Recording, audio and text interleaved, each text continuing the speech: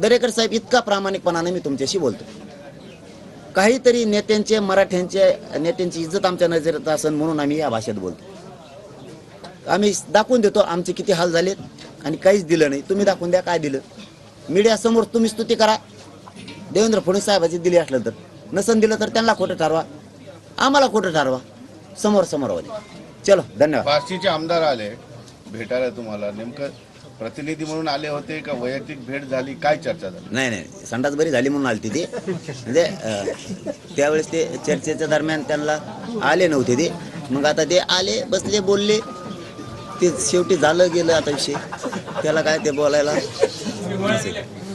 नाही. तुमच्या गोळीमुळे बरी झाली? दवाखाना तिथं आहे, सागर बंगला, गोळ्या इकडे नाही. पण ते जाऊ द्या, काय ते मध्यस्थी केली त्यांनी, त्यावेळेस ते आले नाही.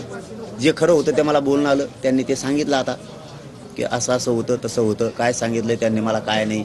ही वेळ आल्यावर मी तुम्हाला बी सांगत, त्याची काय अडचण नाही, तुम्हाला लपेणार नाही, 100% सांगत. करतील, पुन्हा प्रयत्न करतील ते समाजासाठी, त्यांनी करावेत, माझा समाज मोठा करावा. मग राऊत साहेब असो, नाही दरेकर साहेब असो, नाही किंवा राजे साहेब असो, शंभूराजे साहेब असो, समाज माझा मोठा करावा एवढीच माझी प्रामाणिक इच्छा. राजकारणात आम्हाला जायचं नाही.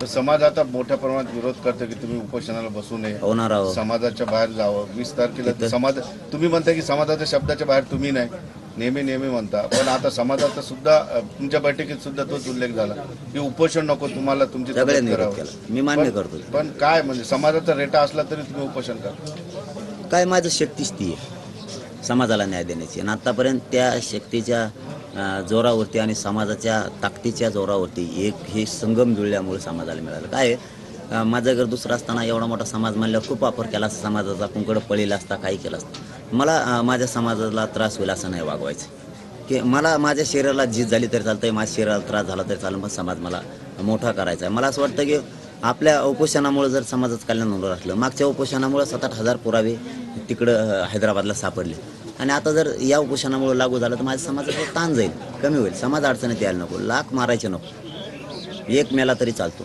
पण करोडो समाज सुखी झाला पाहिजे.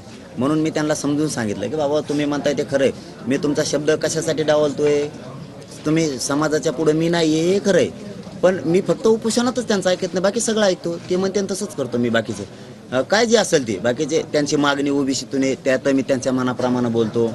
समाज म्हणला ओबीसीतून ज्या असतील ते, सभाचा असू द्या, निवडणुकीचा असू द्या, समाज म्हणून तेच मी ऐकतो. फक्त उपोषणात काय ऐकत नाही की त्यांना त्रास होणे ही माझी भूमिका आहे, मला त्रास व्हावा ही माझी भावना आहे. त्यांचं लेकरं मला मोठे करायचे मराठा समाजाचे, म्हणून मला त्रास करून घेतो. त्यांच्या लेकराला व्हावं नाही अशी माझी अपेक्षा नाही.